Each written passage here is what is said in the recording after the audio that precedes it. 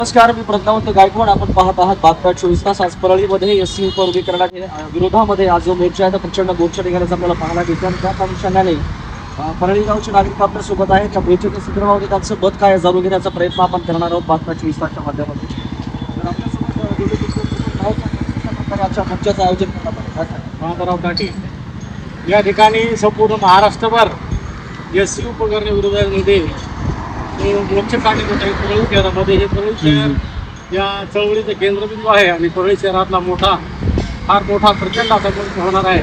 संपूर्ण परळी शहरातील पंचकृषीमध्ये आम्ही सर्व कार्यकर्त्यांनी भर प्रचार आणि प्रसार करून या मोर्चाचं नियोजन केलेलं आहे.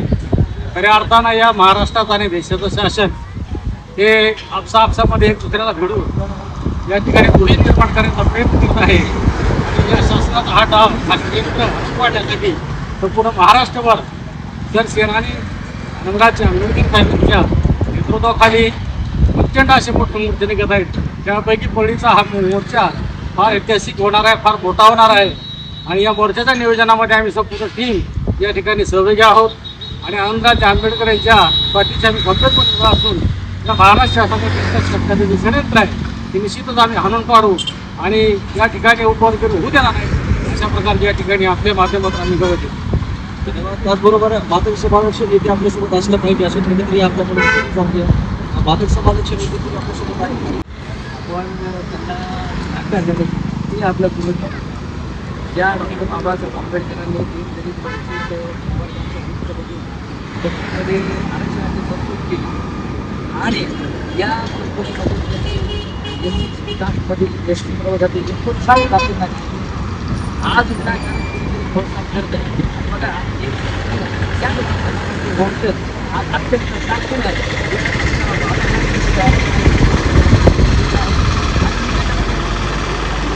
सामान्य पातळी समाजाला वातावरण तयार केलं जातं की आपले राजकीय नेते हे वादळ उतरण्याचा प्रयत्न करत आहेत. बरोबर आहे. सुप्रीम कोर्टाच्या माध्यमातून सुप्रीम कोर्टाचा तुम्हाला आदेश पाळायचा नाही का असं वारंवार सांगितलं जात आहे. आता देवेंद्र फडणवीस यांच्या पक्षाला फार चुकीचं आहे आणि आमचं त्यांना थोडे समर्थन नाही. आम्ही जे आता जे केलेलं आहे ते घेत नाही.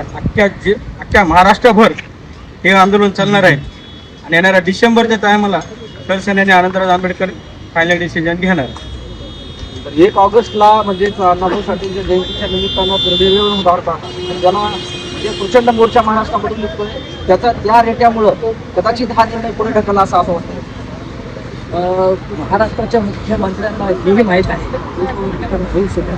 ते फक्त महाराष्ट्रात आजचा जे गंभीर प्रश्न आहे त्याचा बदल देण्यासाठी उपवर्गीकरण त्यांनाही माहीत आहे. त्यांच्याकडे आज सुधारा देतात सुप्रीम कोर्टाच्या निर्णयाचा तर त्याने आनंदाच्या स्पष्ट सांगितलेले ऐच्छिक आहे आणि हे लागू करण्यासाठी माननीय कोर्टाने सुद्धा काही गाईडलाईन दिली आहे. एम्पिरिकल डाटा असला पाहिजे. ज्यांना आपल्याला आरक्षण द्यायचं आहे त्यांची आजची परिस्थिती नोकरीमध्ये असेल पुन्हा काय त्याचा डाटा सांगण्याकडे असायला पाहिजे. परंतु आज आपला काही डाटा नाही.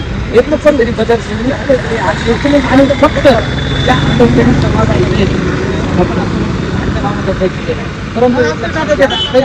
समाज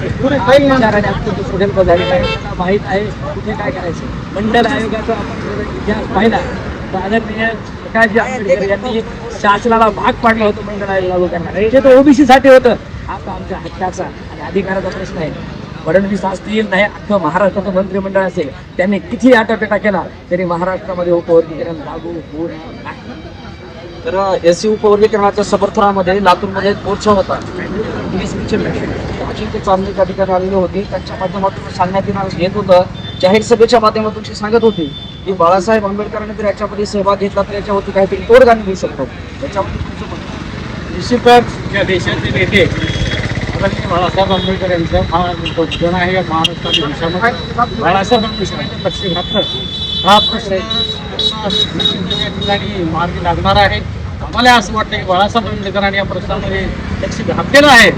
प्रत्यक्षात या सर्व बाजूने आमच्या बाजूने आणि त्यांचंही मत आहे की होणार नाही.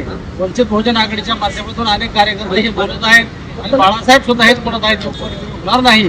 आम्ही या ठिकाणी पुढच्या काळामध्ये बाळासाहेब ठाकरेंची भेट घेऊन त्यांना यामध्ये सामील करून या महाराष्ट्राला चुकवण्याचं काम बाळासाहेब आंबेडकरांना सोपवून करणार आहे. निश्चितच होईल अशी आम्हाला अपेक्षा आहे.